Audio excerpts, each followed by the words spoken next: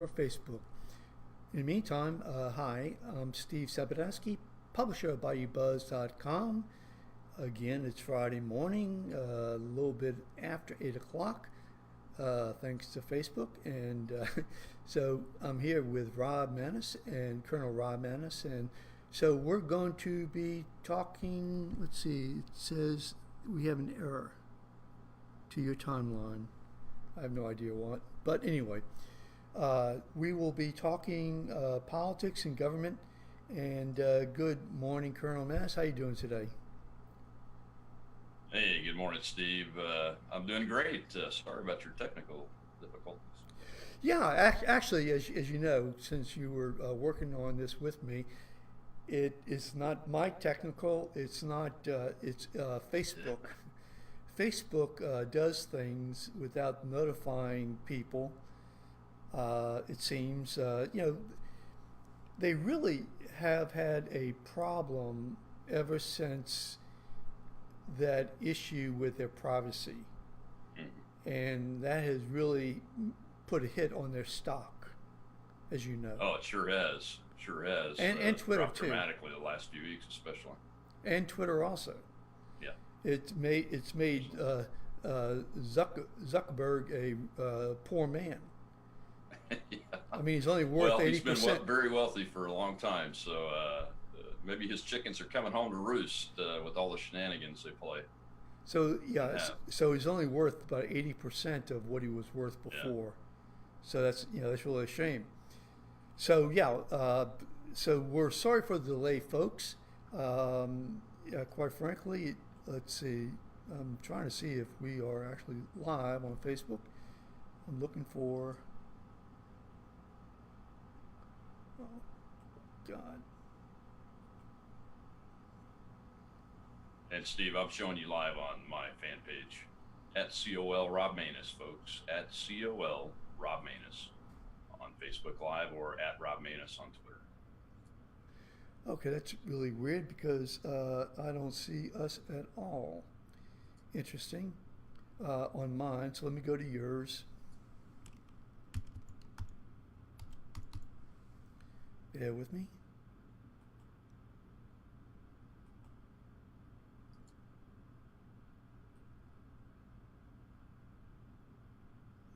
Not on your personal.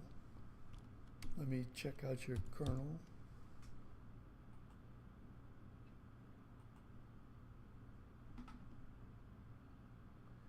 That's the only place I see us on Facebook. So, okay, guys, thank you. I appreciate it. Let me go ahead. So, Rob, let us talk about what's going on statewide. Any major issues as far as you're concerned this week? I know we have elections Yeah, coming up. Yeah, go yeah. ahead. There's been some breaking news. We know the Secretary of State's race and some a few special races and House seats that need to be filled, like over here in District 90 in Slidell, down here, and the candidates appear to be. They've already, all the consultants are fully employed in the state. Let's put it that way. I saw an article just this morning, that lays out who's working for who.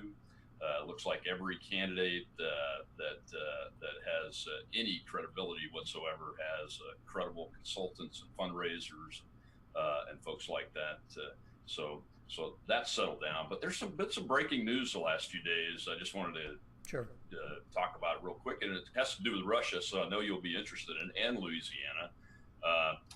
I don't normally read the Bayou Brief, but I do get their news alerts and those kind of things, especially when my name's in it. And Okay. they did an article called "The Red Pelican" a couple of days ago that my name was in, and then another article just hit this morning, and they're reporting, doing some back reporting on WWL reporting that involves some even bigger names and much bigger names than little old Rob Maness as related to Russian oligarchs. So the Red Pelican article was more about the Facebook issues with the company that the Mercers up in New York hired Cambridge Analytica. You're familiar with them? Sure. Yes.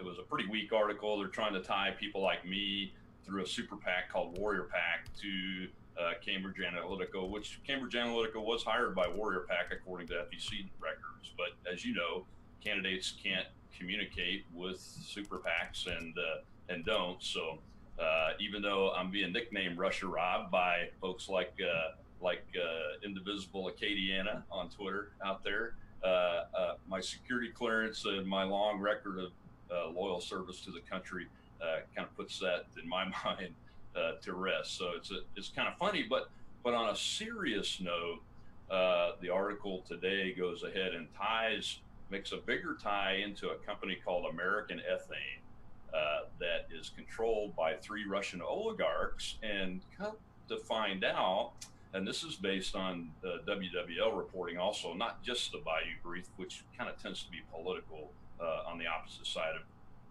publications like the Hayride and those kind of things. But what impressed me was that there were a lot more facts in this, and it appears that the lobbying firm at the national level that works for American Ethane is headed up by one David Vitter. Another registered lobbyist is the former chief of staff for David Vitter, Kyle Ruckert, who is now, he and his wife Linnell are now consultants and lobbyists here at the state level. And Linnell used to be a chief of staff, I believe, for Congressman Steve Scalise. So the story is getting more and more factual in nature. The interesting part about the Bayou Briefs article this morning, and again, you have to take it for what it's worth. It's a highly political on the left blog, but the facts show that based on FEC reporting, that this company, American Ethane, is controlled by Russian oligarchs and is making political donations to candidates, lots of Republicans, lots of folks in the state of Louisiana, the owner, one of the Americans that's part of this company, had a fundraiser for one Jeff Landry not too long ago at the most famous home in New Orleans, I believe. So I would suggest that folks go read that article, check out the WWL reporting. We've known that there has been some type of connection with the Russians and Louisiana, and this article is trying to connect almost everybody in the state on Republican politics side to the Russians. Of course, there's no look at anybody on the left, but there should be, and we ought to take a real hard look at it and see what the ties are, because as you know, in politics, money has a lot of power. Yeah. Matter of fact, the most power that there is in politics is behind the money. So people should know where their money is coming from that backs political candidates. That's why we have reporting requirements, so that they know who those candidates are talking to and friends with and those kind of things. Because we have a right to know who we're voting for and who's supporting who we're voting for.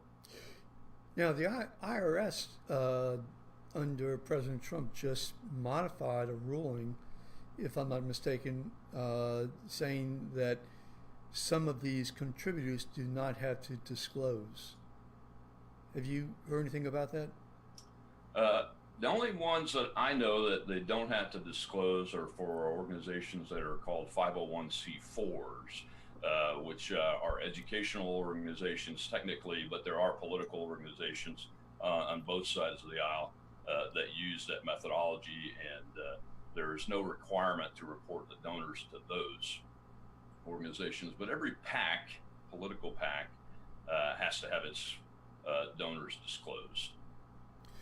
So like the NRA, for example, I'm just using them, and also Planned Parenthood. I read that neither one at this point in time have to disclose their donors. Well, Planned Parenthood, they disclose who they donate to, and of course the candidates and groups and those kind of things have to disclose that. But it's my understanding that if it's part of their political action committee, they do have to disclose their donors. Okay, it depends probably on where the money goes. I'll have to look into that.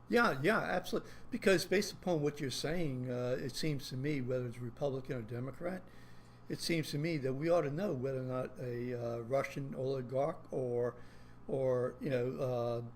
a Saudi Arabian sheik or whatever is Sure, yeah. trying to influence us. I mean, this is really disturbing.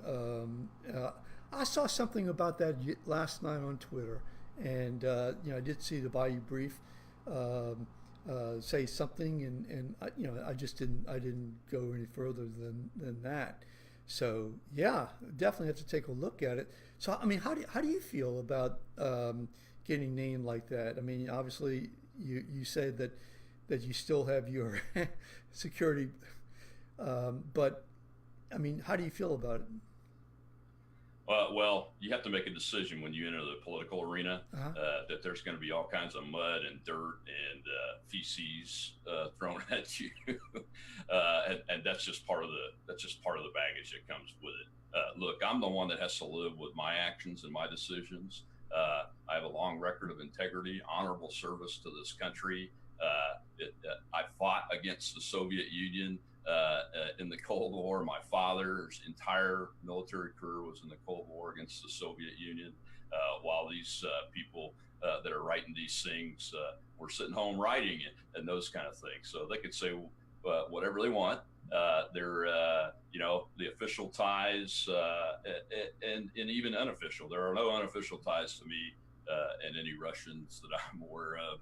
I just think it's kind of ironic that they're attacking a combat veteran of the United States that has this very, very long documented record and has been investigated so many times. So you just take it for what it's worth. Right. But the question is, though, if these folks, these candidates, are taking money from this company, and this company is actually, if it's controlled by Russians, majority control, and and it could be framed as a Russian company, then those candidates need to be looking at that, just like I have done in my candidacy. Look, I've raised over $5 million in politics over the last 5 years around the nation, and I've had to send funds back to people because I got a donation from England once, and those kind of things. I got a donation from a KKK member that was documented. Bill Cassidy did too in the 2014 race, and we both sent that back as soon as we found out about it. But so much is coming in that you have to have people monitoring in that, and it takes a while to find it, see it.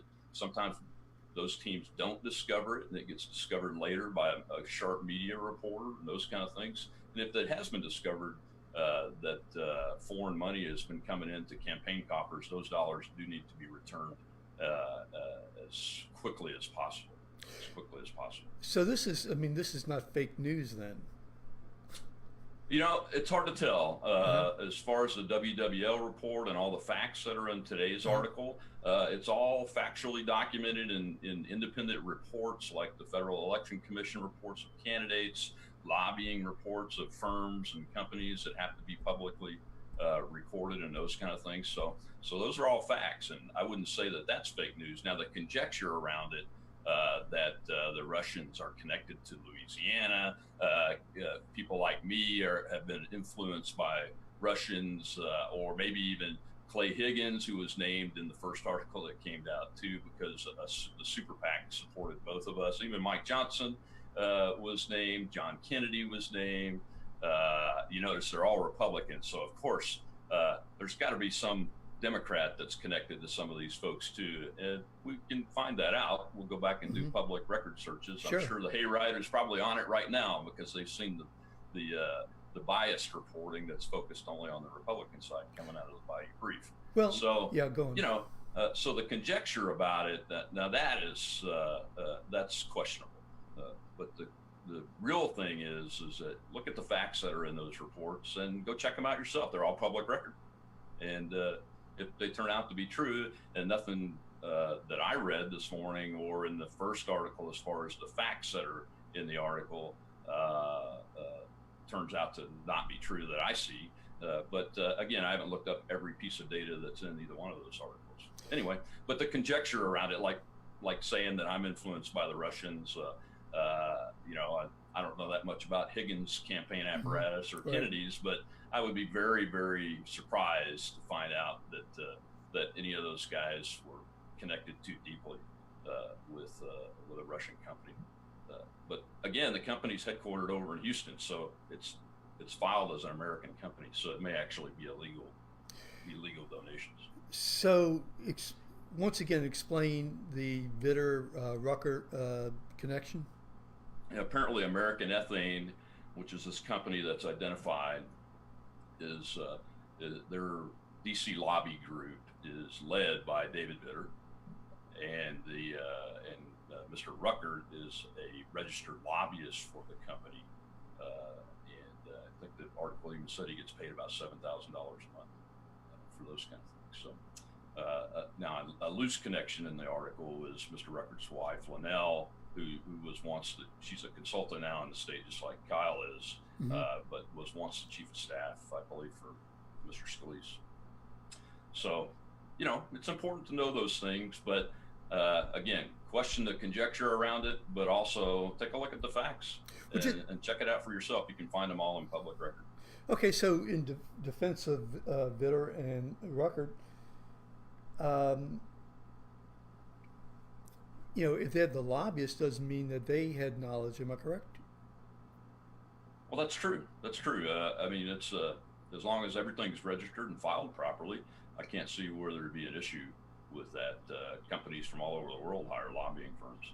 It's just, it's interesting to know the connections, and where, who's making money and where money's coming from and those kind of things.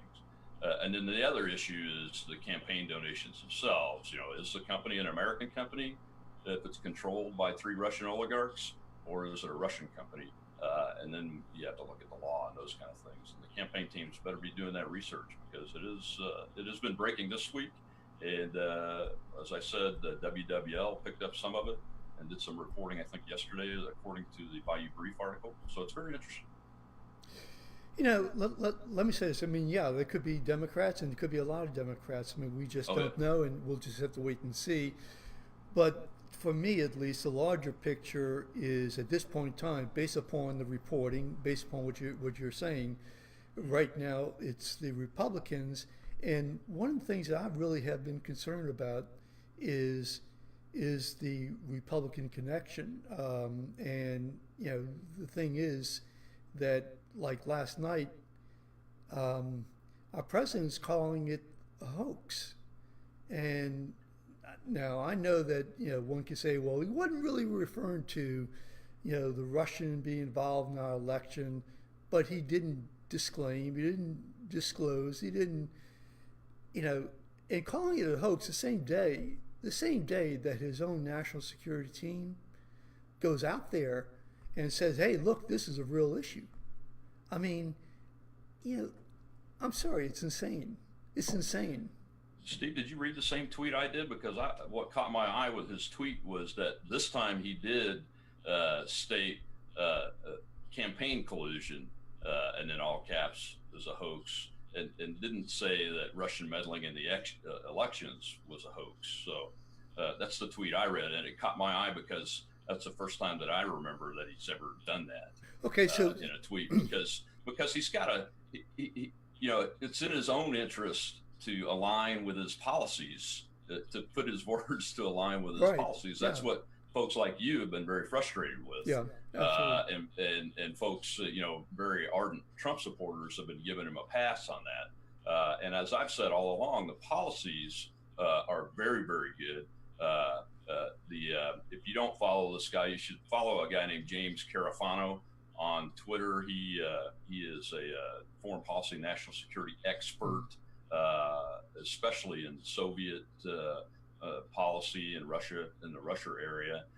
And he put out a nice little tweet. He doesn't self-aggrandize or anything. He just lists things. And he said, look, we've done this, and this to the Russians, and we continue to do this. And he just laid everything out, up to and including saying that the annex of Crimea was not going to be accepted, and those kind of things, and that Russian meddling was not going to be accepted. And he put that tweet out, and we're taking actions against it.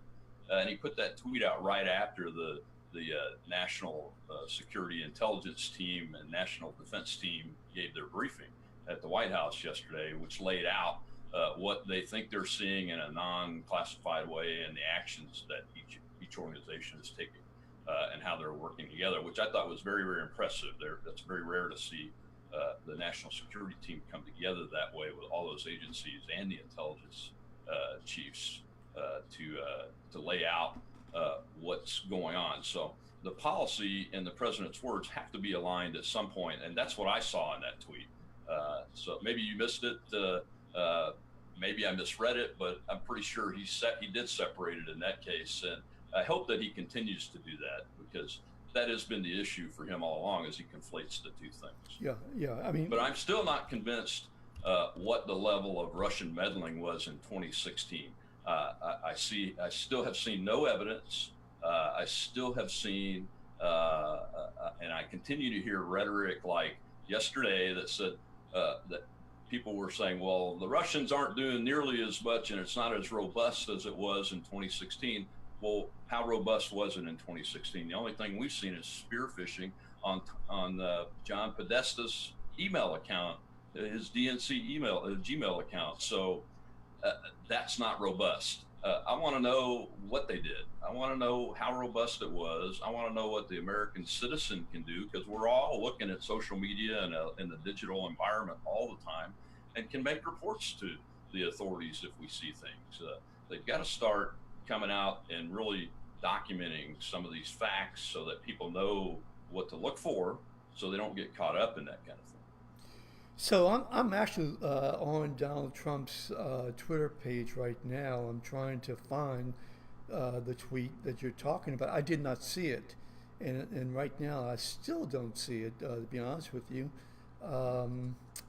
So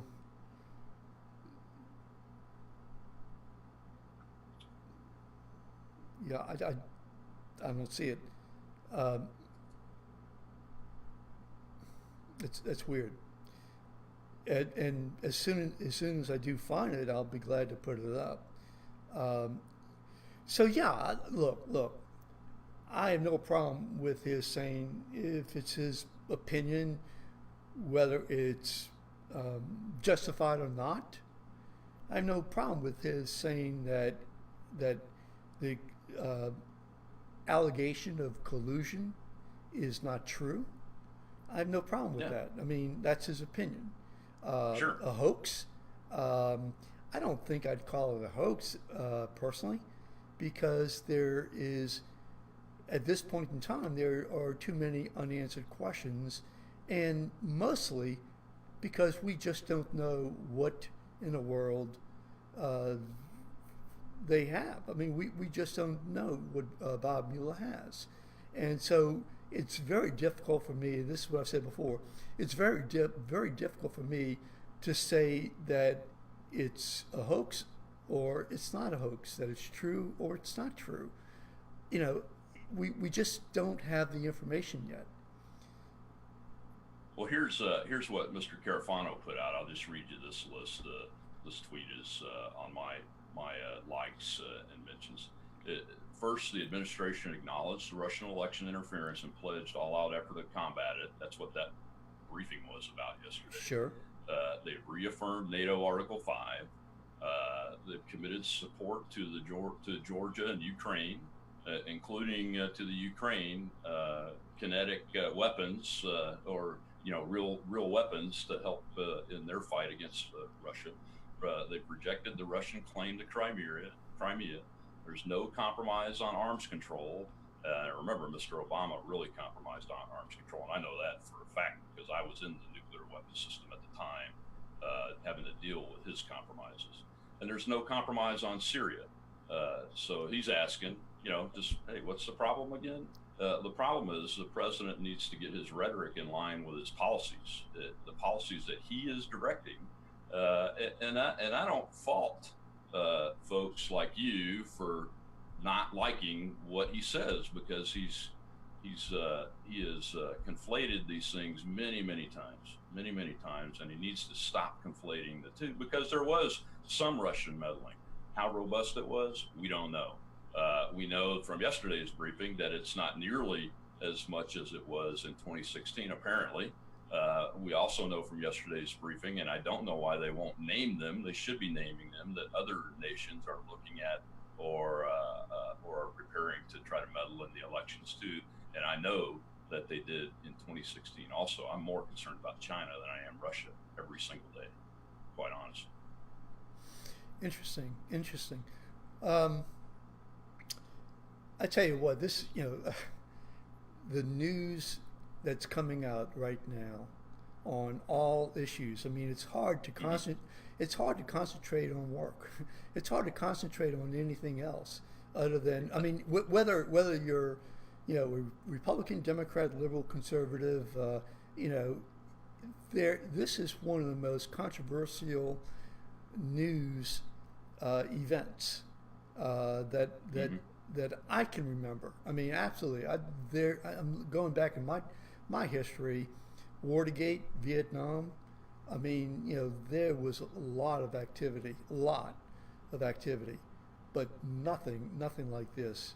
And well, one of the things that's interesting now, as opposed to the 8 years of the Obama administration, is the press, I believe, is actually trying to do what it's supposed to have done all along. Unfortunately, the press is also inflating stories that would have been deemed as tin hat conspiracy theory stories. This is my opinion on what's happening and why it appears this way. When you see 90% numbers of negative coverage on the Trump administration, and things like that from a majority of the press outlets that have large audiences, those kind of things, and they take some of these stories and where under the era of Obama, because I was on the other side in the Obama era, sure, right. and I was called a conspiracy theorist many times and told to put my tin hat away on things that did bear out to be actually factual. once we've seen some of these things, like the FISA application being primarily on page being primarily made up of the Steele dossier. I mean, that's just a fact now when you see the facts. And I hope the president declassifies the entire thing so those folks that are skeptical of what I just said can see the redactions come off and actually see that in fact that is accurate reporting coming out of places like the Wall Street Journal and the Washington Examiner and those kind of things who have reported that fact. But we were all beaten up pretty vigorously for being conspiracy theorists while President Obama was in office, and now that's not happening, and those kind of stories are actually being run with by the national media quite often. And I think that's one of the reasons why you have the perception, and I have the perception, that my God, the news cycle is just horrendous, and I think that's got partly what to do with it, not everything, but partly. And of course, the president has chosen to do battle with those outlets that he calls the fake news media outlets and those kind of things. And he uses pretty strong rhetoric to do it.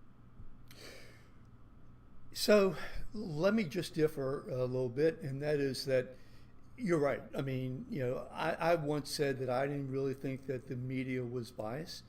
I don't think that, well, let me finish. I think that they were very legit in terms of the election. 2 weeks prior to the actual election day, I mean, everything I saw in a newspaper, on TV, everything was Hillary Clinton's investigation. And so from that standpoint, I mean, I saw a tremendous amount of honest news reporting. That was the issue at the time. It deserved to be reported. They did report it, and as a result, that's one of the major reasons why she lost, in my opinion. But I will also say, since you're making some concessions this morning, I have not made any concessions. I deny that. that there's no question. There's no question that there has been bias. No question about it. Yeah. But this is where I differ. Take yesterday. I mean, yesterday his statement, at the rally, about it being a hoax. this morning, obviously, that's the major issue on in the media. Why is he calling this a hoax when his leading experts in that area are saying, look, it's a real issue. The red lights are blinking. I mean, it just doesn't make any sense. And that opens up so many doors that it is profound. And so, yes, they're biased. Calling the media the enemy of the people. I mean, honestly, that is, I don't have enough words to describe, in my opinion, what that does. Okay, we saw what happened with Acosta this week, and I'm not going to say that Acosta's not biased. He definitely is, no question about it. Oh, there's, I mean, there's no doubt about yeah, it. yeah, no question. But at the same time, starting from his the beginning that he became the president-elect, I mean, there have been so many stories out there that causes us in the media to have to go and probe, and it's a very sad situation that so many institutions, the Republican Party now, with, as you say, that these Russian connections, maybe the Democratic Party with the Russian connections, maybe the Democratic parties with the socialist connections, which really concern me. There are, the bashing that Trump has done in terms of our intelligence community, the media. I don't know. We didn't have this. We did not have. We had a lot of lying going on with the military in Vietnam. We had a lot of cover-up with Nixon, but we didn't have the destruction of the institutions as we have right now. And to me, that's the most disturbing thing that I see. Your last word. Huh? Go ahead. No, go ahead. I'm just saying. Well, I don't disagree with you that our institutions are in trouble, but Donald Trump didn't begin that destruction. That destruction started long ago, and even before the Obama administration come in. But let me just talk to the enemy of the people comment. When you hear me use a phrase like that, I'm talking about what I term and name as the fake news media. Fake news is the enemy of the American people. A media that reports objectively, if that's how that outlet portrays itself, is not an enemy of the people, but an outlet that portrays itself as objective and reports in a biased manner and puts untrue things mixed with facts and untrue opinion and conjecture mixed with facts and tries to sell it as news. That's fake news, and that is an enemy of the American people, because the press journalists like the Mr. Arrogant jerk, I can't think of the adjectives to use to describe the man any further than that without going into profanity, and I'm not going to do that. But Mr. Acosta is a prime example of that. And the media created Donald Trump. Mm-hmm. Donald Trump didn't create that media.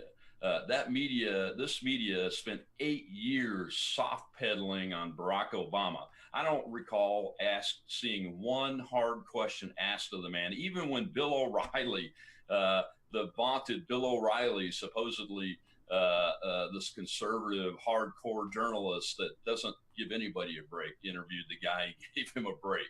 So I haven't seen any of that. I never saw the hard questions asked of the press secretary like we've seen in this administration. And I'll just remind everybody, this administration did not create this media and did not create the situation that the American people don't trust most of the media in the United States of America. The media created it. I'm not going to defend Donald Trump for the words he uses, but I will say that The fake news media is the enemy of the American people because they're not doing their job. They're supposed to be the gatekeepers. Okay, so they're supposed to be the gatekeepers. Yeah, sure. And when you have a guy like Acosta self-aggrandizing in the White House press room, like he did yesterday, to try to get Sarah Huckabee Sanders to say what he wanted her to say, and she's never going to say that. She's been personally attacked so many times. I was very impressed that she was able to go down a list without actually getting angry at him. But the American people didn't create it. Donald Trump didn't create it. The press created it. And Mr. Acosta is a prime example of that type of press. And they gave Mr. Barack Obama a complete pass for 8 years. And that is part of what created this mistrust of the American media.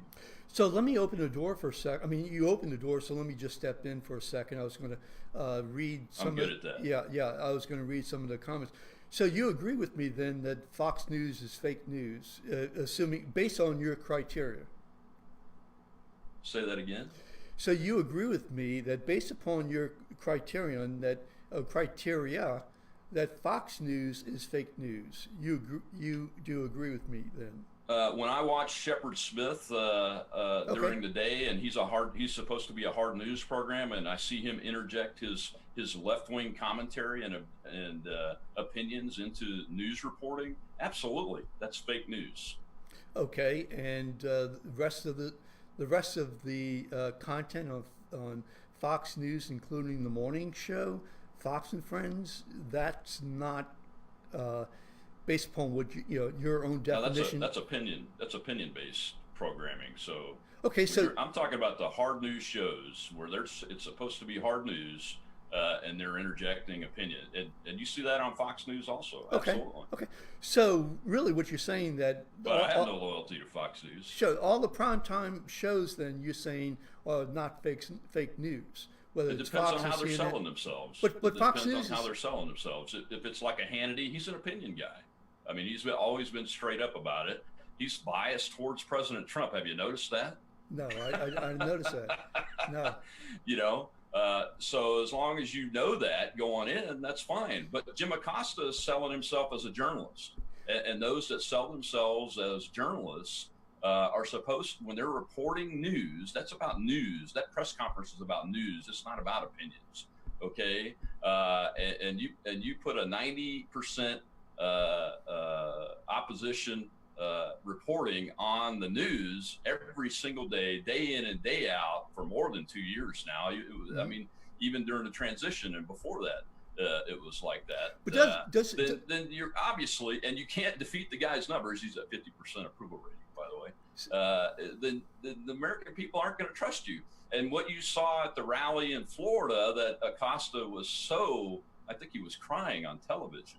Look, it's like politics. I had to accept, and I tell my wife this all the time, because she's mad that they called me Russia Rob at Invisible Acadiana. I said, well, it's just politics, and it's the same thing. If you're going to go into journalism, you got to be willing to take the heat. And Acosta has built this persona around him, which will make money for him someday if it's not already. And he's intentionally done it, you can tell. But he reaped what he's sowing the other day at that Florida rally. And I'm not going to say that those people were wrong or whatever. I wasn't even there. But I will tell you that he's wrong because he's passing himself off as a reporter, and he editorializes and opinionates all the time like Shepard Smith does.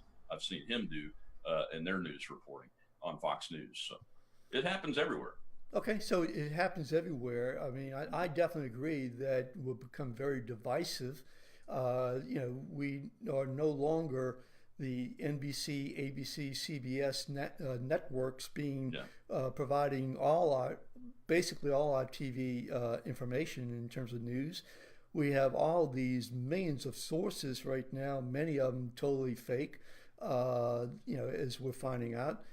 But my disagreement is just that I really believe that, unfortunately, we do have a president who has opened doors so wide open that a hurricane can go through without hitting anything. I mean, that's the problem. You're going to report what is in front of you, and when the president says things that you go, wait a minute, this is not, it's not true. It's not true. What you're saying is not true. Then you have the 90%. So let me go read these posts. Okay, Lynn Matthews, thanks again. Even Fox is biased. Lynn Matthews also says, even Ben Rhodes claimed the media was an echo chamber. Look, I agree. Media is an echo chamber. No question about it on both sides. Connie Zimmerman, thus enemies of the people. Connie Zimmerman also says the media is certainly not working to safeguard a liberty since they actively promote Marxism. And I guess you can also say that I don't know. I don't know if they actively promote Marxism. I think there are areas of the Democratic Party that are promoting socialism, and that I think is really disturbing. And sure, there are members of the media I think that are aligned with those candidates, and I find that to be really disturbing. Just like I find it disturbing that there are now maybe some Russian interlopers into our elections, and here in Louisiana too. So listen, Rob, thank you so much. I really appreciate it. I'm sorry that we got such a late start. We can blame Facebook for that. Thank you. And I definitely will put this up about your reaction. I think that's very timely, and I definitely will put that up and try to get as much of the transcript as possible. So listen, thank you again, and just to make an announcement, we are looking at trying to do this for a half hour, maybe in the afternoons, twice a week. So we're looking at that right now. So Rob, how about if you just hold on for a second, and I'm going to hit some buttons, and if I can see where this thing is. Okay, so bear with me. Thank you.